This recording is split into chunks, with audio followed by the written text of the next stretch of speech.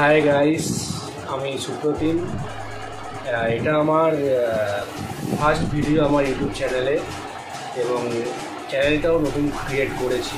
অনেক দিন ধরে ভাবছিলাম একটু ব্লগ টাইপের কিছু জিনিস বানাবো, ভিডিও করবো ফিটনেসের ওপর, স্টাইলের ওপর।